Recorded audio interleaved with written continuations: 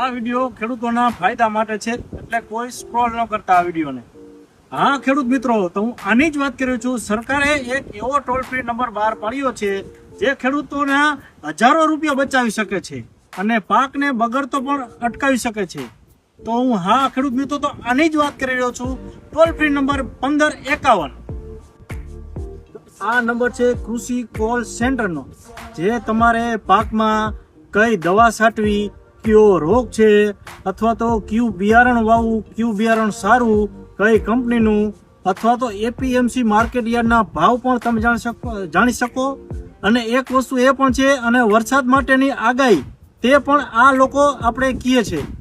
આમાં સાવ એટલે સાવ ઈજી છે. ટોલ ફ્રી નંબર છે, તો આ નંબર સેવ કરી લ્યો બધા ખેડૂત મિત્રો.